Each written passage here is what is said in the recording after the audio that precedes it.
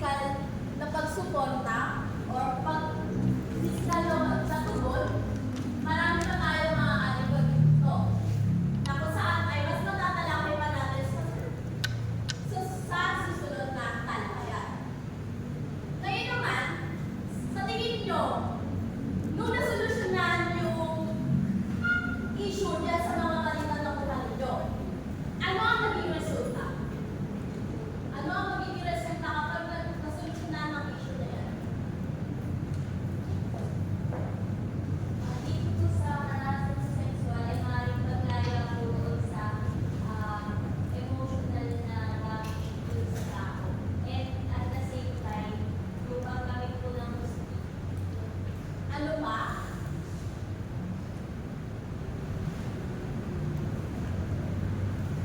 Lumalabas din po dito sa nakuha namin ang balita na lahat ng mga kapay o karakasan ginagawa nito ay may kaakit ng consequences. Meron pa ba?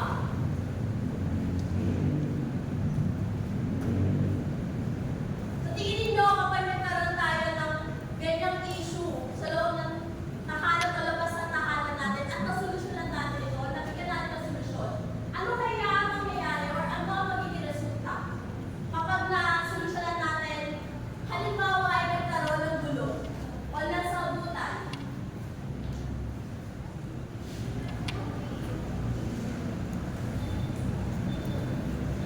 Ang tingin ko po, kung sa konteksto po ng pamilya, maaaring nandun pa rin po naalis na nagkakaroon, pero maaaring nandun pa rin po emotional damage. Kumbaga, kung sa labas naman po ng tahanan, magkakaroon po ng sinasabi, trauma kasi parang nahihirapan na iayon yung sarili sa labas. meron pa ba? Ibang sagot? Halimbawa, nagkaroon ng sagutan kayo ng iyong kaibigan.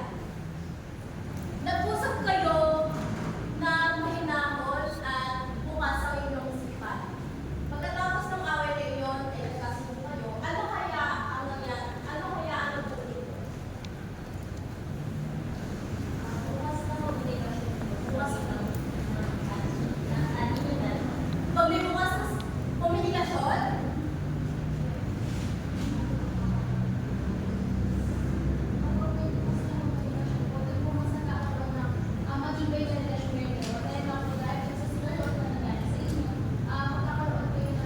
komportable.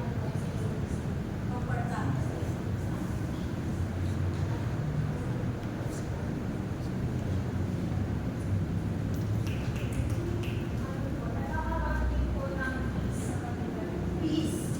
Sa Tagalog. Kaya naman, ay mas palalagin pa natin ang ating talakayin.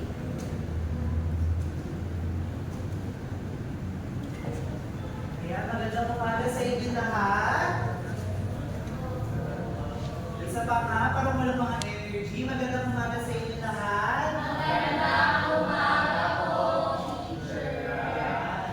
Ako po ay si Teacher Gab. O sa aking pong pangalan ay Teacher Angelo. Ngayon naman, para mas mapadaling natin yung gawain kanina, ay natapos na tayo sa ating aralin sa ngayong araw. Ang ating aralin ay ang pagtugon ng pamilya laban sa karakasan. Ang ating mga layunin ngayong araw ay, sino pwede makabasa ng first bullet? Yes, Teacher Chai, ay Student Chai.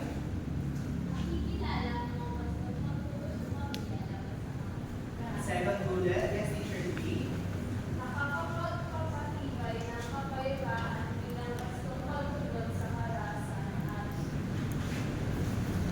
Yes, Student Mark. Ay isasagawa ang sulong ng mga paraan upang maiwasan ang paraan. Ayan. Ayan yung mga layunin natin na dapat pagkatapos sa klase na ito ay makamitin nyo o makamitin nyo at inaasahan na matutuhan ninyo sa alamin natin ngayong araw na ito, ngayong umaga. Ayan, bago tayo dumako, ano yung sa tingin ninyo, ano yung mga salita o mga salita na associate nyo pag narinig nyo yung salitang karakasan? Yes, Student Jello. Bugbugan. Okay.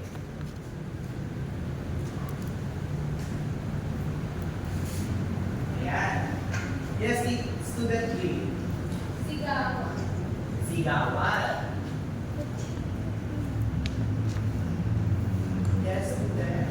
Nakakatakot. Yes, student Bills. Masakit po. Masakit. Ayan, tingnan naman natin. Balikan lang natin kung ano ba yung karahasan. Ano ba ang definisyon ng karahasan?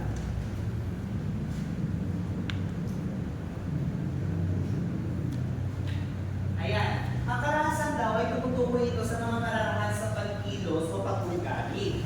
Ito ay tumutukoy or may layunin na makapanakit at makapinsala ng isang tao. Pag sinabi natin makapinsala, maaaring ito ay makapanakit or magkaroon ng injured sa isang tao. At isang aspeto din ng karahasan na dapat natin tandaan ay ito ay sinasadya. Sinasadya ng nananakit doon sa biktima. At ang karahasan naman ay tumutukoy ito sa paggamit ng pisikal na lakas at pwersa upang mambanta. Mambanta sa isang individual, sa isang kasamahan, o sa isang komunidad. Bali ginagawa ng mga victim na nananakit ay ginagamit nila yung pwersa nila o yung power nila para mag-dominate ng tao. Ayan. Ngayon naman, sa kaninang mga picture na ipinakita, alin dito ang mga uri ng karahasan na nagpapakita ng pisikal? Ituro nyo na lang. Ito, ayan, very good. Ayan, tingnan natin. Tutunay ba siyang pasok noon? Ayan. Uri ng karahasan ay isa ang pisikal. Pag sinabi natin pisikal, ito ay yung gumagamit na or ito yung nakakapinsala sa pisikal na aspeto ng isang individual. Maaaring pananakit sa katawan. Halimbawa nito, yung kami na sinabi, ay yung pagbubugbugad. Yung pagbubugbugad na definition kanina, isang halimbawa iyon ng pisikal na karahasan. Ito ta, syempre, pagdudula, ayan, isa rin yung halimbawa na pisikal na karahasan. Ngayon naman, sa picture na kanina natin sinuri, alin dito ang sexual na karahasan? Ito, ayan, tingnan natin na. Ayan, tama. Ang sexual na karahasan naman ay tumutukoy sa mga gawain na mayroong kinalaman sa sexual o sa katangian sexual ng individual. Ano ba yung katangian sexual ng individual? Ng isang individual? Yes, student Bills. Yes. Yes, ano pa? Tama. Yes.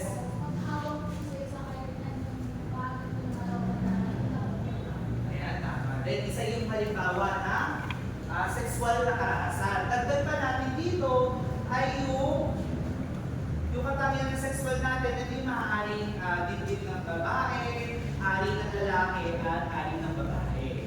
At ang isa rin halimbawa dito yung pagpipilit sa isang individual na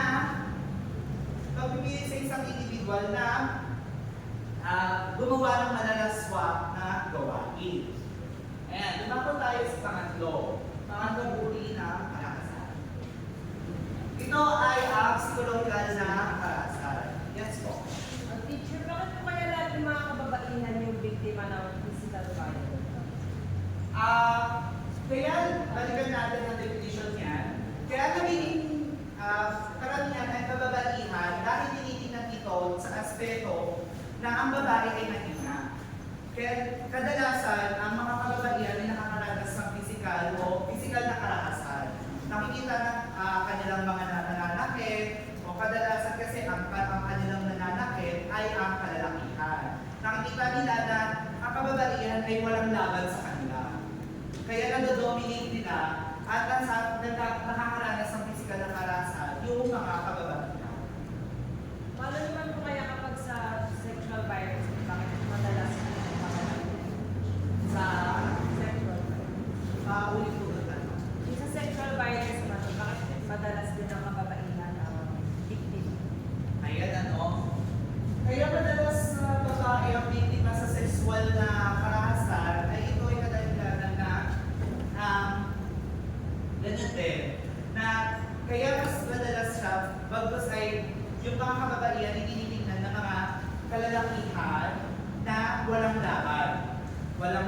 at the same time mahina, kaya mas mabilis silang ma-dominate yung isang tao o isang kababaihan. Kaya nakaka-link siya na sensual na karahasan. Pero teacher, meron din naman po mga lalaki na experience po nila yung sexual violence, ay makalakas naman po sila. Ayun. Kasi ang ginagawa naman dito, kaya nakaka-experience sa mga kalalakihan, ay ginagamit na siya ng pagbanta. Pagbanta, kaya sila napipilit na gawin yung mga hindi nila gusto gawin. Balikan natin yung unang definition natin, na ang karahasan ay ano? Ayun, ginagamitan ng lakas o persa upang mambanta ng isang individual. Ayan, nakuha ba, student? Ayan.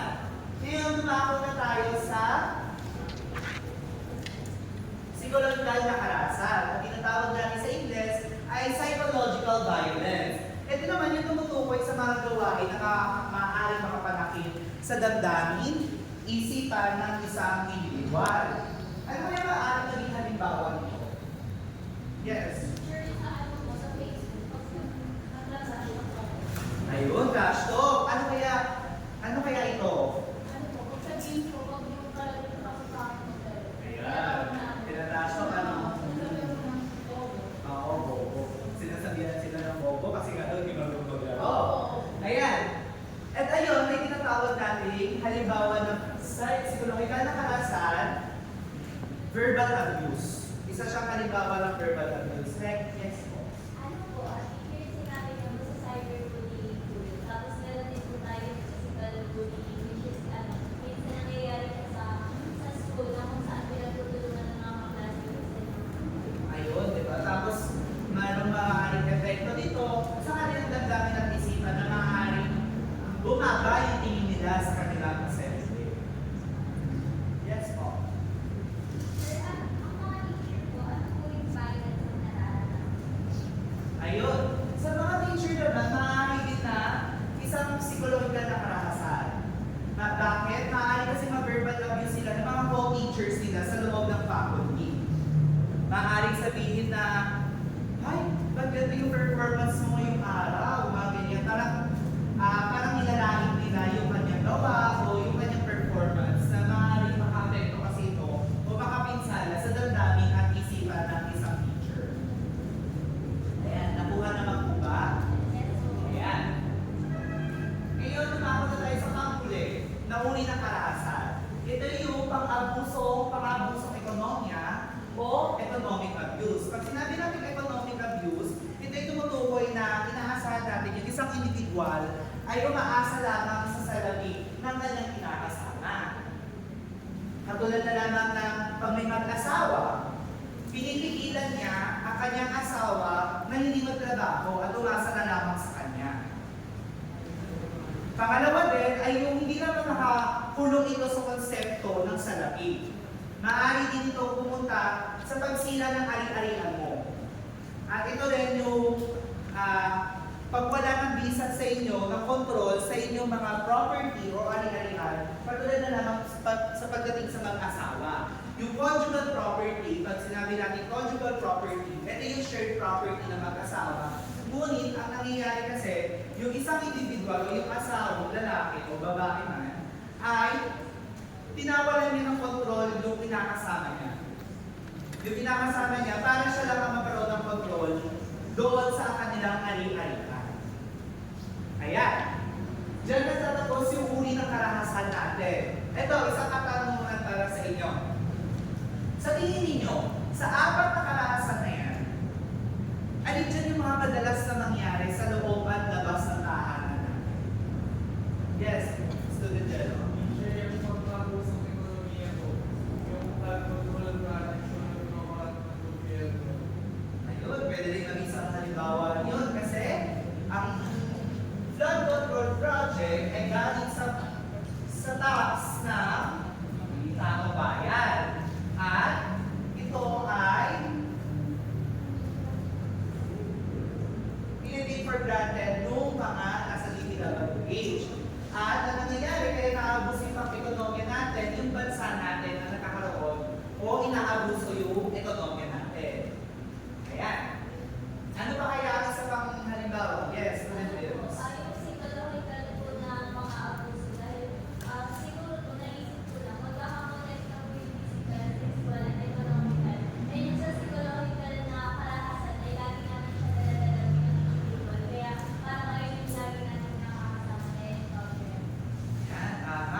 Kung mapapansin ninyo, lahat yan ng karahasan ay magkakakonekta sa isa, yung psikologikal na karahasan na maaaring mag-lead kasi doon yung mga epekto ng karahasan.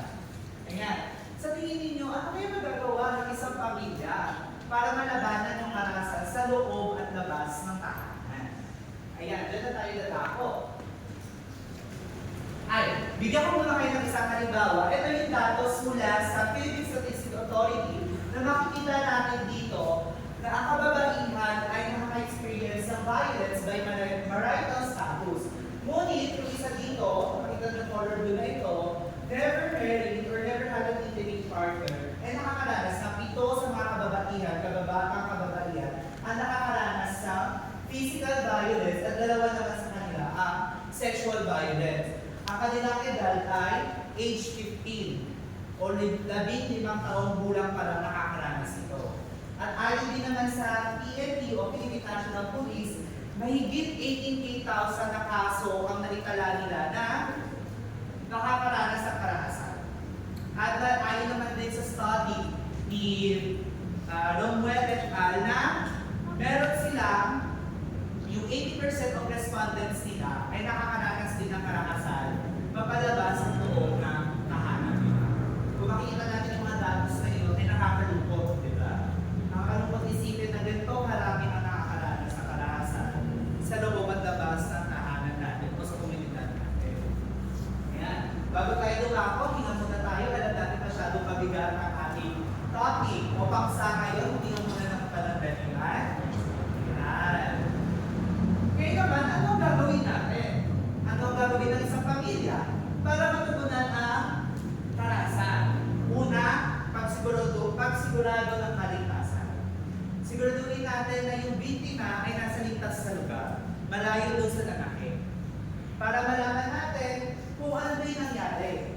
At makita din natin kung ma-assess natin yung sitwasyon niya, kung kamusta ba siya, at kung kamusta ang lagay niya. Ngayon naman, pangalawa, paghimok na magsampa ng kaso. Hinihimok, ano ba ang ibig sabihin ng paghimok? Ito ay ang paghikayat doon sa biktima na magsampa ng kaso laban sa kanyang nanakit. At pangatlo ay gumagay sa pagkuha ng protection order. Ano ba ang sinasabi natin protection order? Ito ang protection order ay nagsasabi o nagsasaad na ang mga kababaihan, kabataan o isang individual na hindi na makakaranas ng karahasan but doon sa kanilang nanakit. Ayan. At gagabayan ito ng isang pamilya yung biktima sa pagkuha ng protection order para hindi na siya mapuntahan uli ng kanyang nanakit. Pang-apat, lumapit sa mga ahensya ng gobyerno. Dito makipag-usap, maaaring gawin ng pamilya natin para labanan ng karahasan ay makipag-usap sa ahensya ng gobyerno, maaaring barangay, police, o kaya women and child health desk upang mas matugunan natin yung karahasan na nararanasan ng isang individual sa loob ng tahanan o kaya sa labas ng tahanan. Pang-lima naman ay maging sandalan o suporta sa emosyonal at moral na kalagayan ng biktima. Dapat bilang isang pamilya para matugunan natin ang laban sa karahasan ay maging sandalan tayo nito, yung biktima, maging sandalan tayo nito sa emosyonal na pangangailangan nito at moral para mas malaman din natin at makuha natin yung trust niya. Trust ng biktima, mas malaman natin yung kanyang sitwasyon na nararanasan. At ang pang-anim ay ang pakikipag-ugnayan o tulungan sa mga opisyal. Ito ay konektado doon. Yes po. Sa number 4 po, nakalagay doon, lumabot sa FIP ng gobyerno. Ano po yung mga government agencies na pwede makuhan ng mga tao na makaranas ng karahasan? Ayun, katulad ng sinabi ko kanina, ay yung maaaring barangay officials. Pwede tayo lumapit sa mga barangay officials, yung women and child health desk. Maaaring din natin dito lapitan para mas matugunan yung karahasan na nararanasan ng biktima. Pwede rin yung mga Philippine National Police, isa rin yan, na pwede natin lapitan para sa pagtugon sa karahasan. Ayan, at pang-anim ay magpakonekta sila ng pang-apat. Ay pakipag-ugnayan at tulungan sa mga opisyal. Kung issue o weakness sa Ingles ng karanasan na naranasan ninyo ay maaari na dapat magtulungan tayo para mas malaman nila. Mas malaman nila kung ano yung sitwasyon na meron yung biktima. Ano yung dinadanas ng biktima. O ano yung nakita ninyo during that yung pangyayari ngayon, kung ano yung nakita. Ayan. May katanungan po ba? Yes po. Di ba po teacher kapag magsusumbong ako ng mga lahat, minsan ay hindi dapat nalalaman ng lahat. Ayun na, oo. Sa visa din yun ng anti-VAUSI na dapat confidential o anti-VAUSI, anti-violence against women and children na dapat confidential yung pagsampa ng kaso natin, confidential din yung mga tumutulong doon sa biktima para malabanan yung karahasan. Dapat maging confidential ito dahil nga sa visa ng RA na no anti-VAUSI, yung anti-violence against women and children. Ngayon naman, ano ba yung kahalagahan ng wastong pagtugon ng pamilya laban sa karahasan? Una, ay napapatibay ng emosyonal na katatagan sa paraan na kami binibigay sa mga kakayahan ng karahasan. Dito kasi dito, ini-emphasize nito ang pamilya na magkakaroon na sila ng sila ang bawat isa ay magkaroon ng emosyonal na katatagan pagdating sa bawat isa sa kanila para malaman din nila yung kanilang kakayahan at at the same time yung kalakasan o yung kainahan nila. Maaari kasi yung kalakasan ng kapatid mo ay may kaalaman siya sa mga pagdating sa mga ahensya ng gobyerno na maaaring makatulong sa inyo ng pagplano para mas matugunan yung karahasan sa loob o labas sa tahanan. At pangatlawang bully naman ay pagkakaroon ng sumusuportang kapiligiran o supportive environment sa Ingles sa komunidad at tahanan. Kapag nakakaroon kasi o natutugunan natin yung karahasan ay nagkakaroon tayo ng supportive environment o yung sumusuportang kapaligiran para kasi dito natin makikita na kung sino-sino yung mga tumutulong. Sino-sino ang mga willing tumulong para matugunan yung karahasan na meron na nararanasan ng isang individual sa komunidad ninyo o di kaya sa loob ng tahanan. At pangatlo ay ang pagkakaroon ng bukas sa komunikasyon sa isa't isa. Dito, mas nagiging open tayo sa Ingles, sa loob ng pamilya natin, at sa labas ng ating komunidad para mas malaman din natin kung ano pa ba yung mga dapat natin gawin. At dagdag din natin dito yung mga dapat natin o yung mga plano natin. Paano matugunan o wasto matugunan yung karahasan na nararanasan natin sa loob o labas ng tahanan. At syempre, nagkakaroon din ng talakayan sa loob ng pamilya kung paano lulutasan ang bulo o alin na meron merong pananagutan. So, ang isa rin kahalagahan ng mas ng pagtugon ng pamilya ay nagkakaroon tayo ng talakayan sa loob ng pamilya na kung saan mas na-open up natin yung mga sitwasyon na nararanasan natin. At the same time, dito rin yung paano natin yung mga wasto, yung mga paano natin nilutasan ang isang gulo o alitan na maayos na bukas sa komunikasyon, na walang away na nagaganap. Pero meron din pananagutan kung sino nagkaroon ng mali.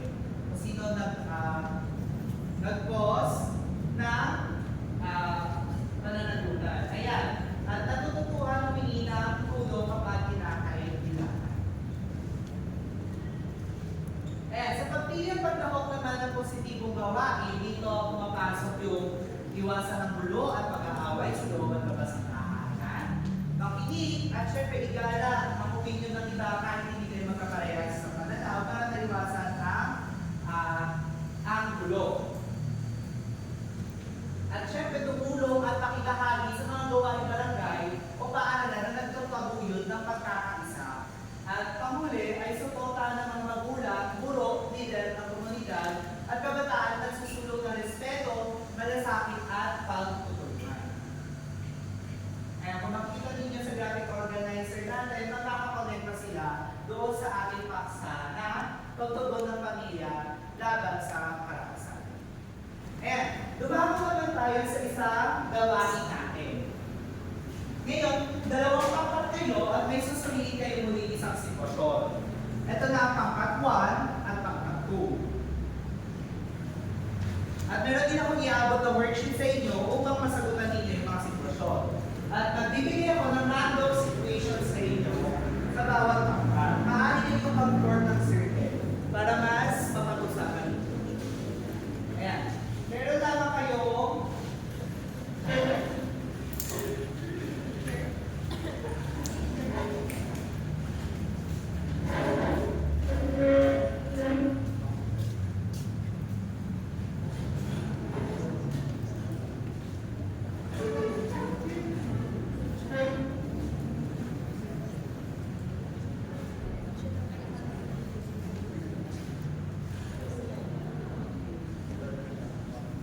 Ayan.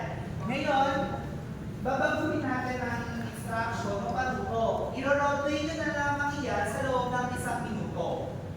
Ayan. Bibigyan naman kayo ng 30 seconds para mag-prepare or 1 minuto din para mag-prepare para makapag-roleplay kayo sa harapan. Ayan, handa na ba kayo, klase? Ayan, bigyan pa naman kayo ng 1 minuto para maganda. May sitwasyon lamang yan. At sa tingin ko kaya-kaya din. Ayan.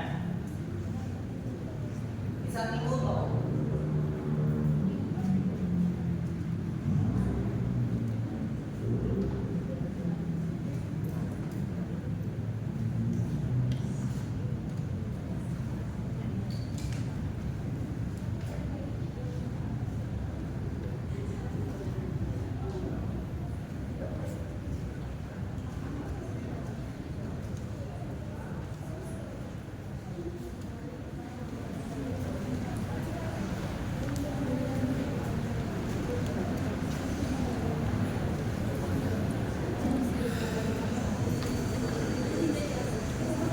Kung may katanungan, maaari nyo lang akong itanong o magtaas ang kamay para sa inyong katanungan.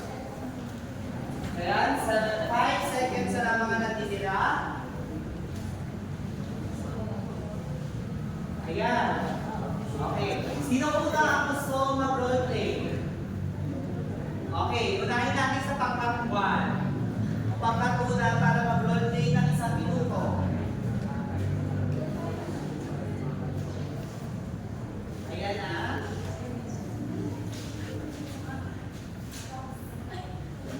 Okay, your timer starts now.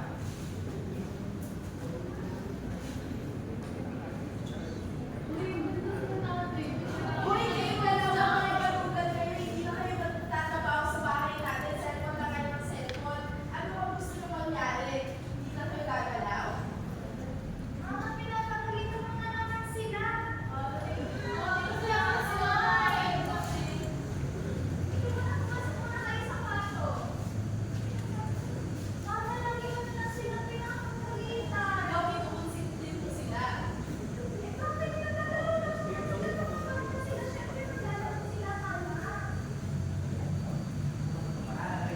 Ayan, maraming salamat. Palakpakan natin ang pangkat. Ayan, para sa pangkat pangalawa naman.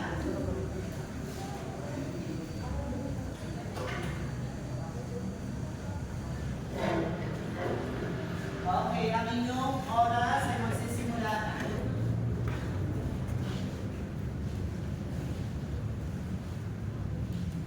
Kaabot sa akin, sino sa next? Makakawawa. Uy, bakit hindi mo siya inaasar? Tara na nga, susunod na tayo kay mama.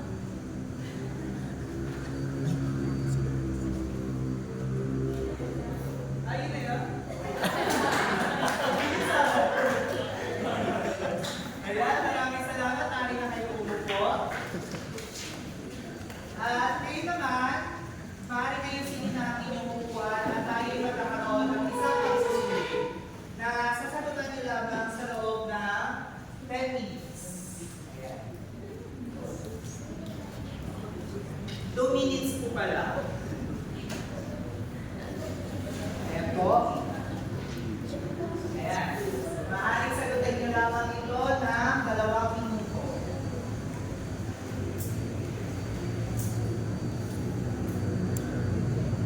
Ayan, your timer starts now.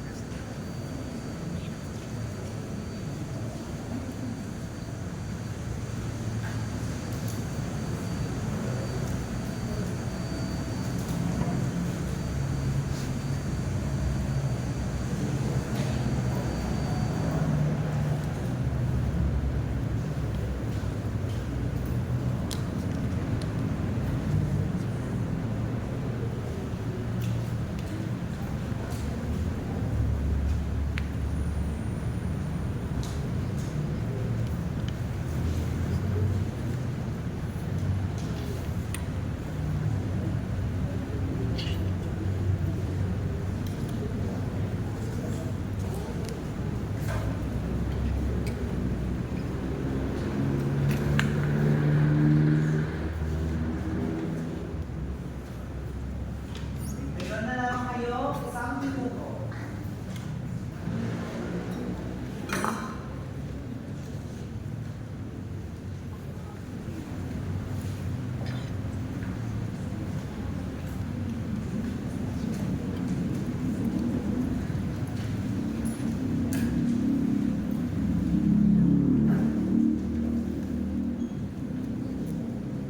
Ayan. Ngayon, ibasa ninyo ang papel sa harapan. Tapos na ang ating pagsusulit. Maaari nyo nang ibasa ang papel sa harapan.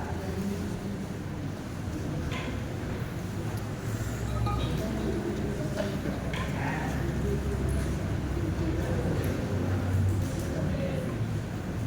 Ayan, maraming salamat. Okay naman, para sa takdang aralin ninyo, okay, ngayon, dyan na tatapos ang aming talakayan at aralin tungkol sa wasong pagtugon laban sa karahasan. Maraming salamat. Mag-aaral. Date 9 at attack.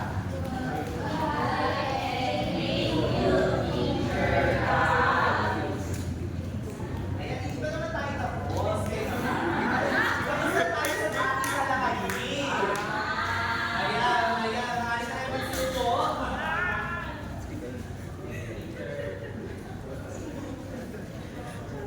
Ngayon, para sa ating pagtatapos, dahil alam niyo na kung ano ang mga uri ng karahasan, meron akong hinanda sa inyo ng mga placards na kung saan ay nakasulat dito ang kabataan ng bayan para sa kapayapaan, kabataan ng pamilya na malaban sa karahasan, at bukasan ng karahasan, itaguyod ang kapayapaan. Na kung saan magkakaroon tayo ng mini rally dito sa ating simbahan. May gusto bang magpawag ng ating placards?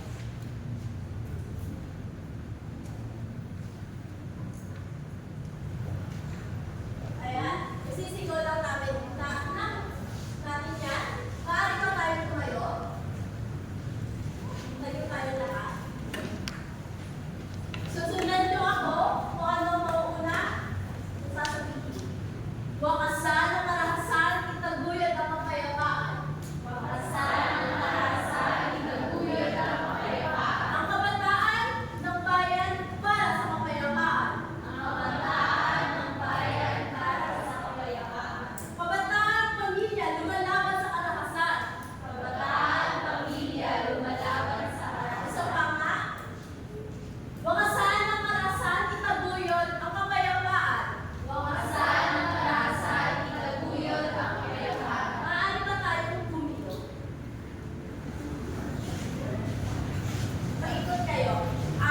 Habang nag-chat tayo, maglalakad kayo pa rin. Okay lang. Dali natin yung mga. Kahit paikot ka siya. Teacher, para sa mga Mini rally tayo.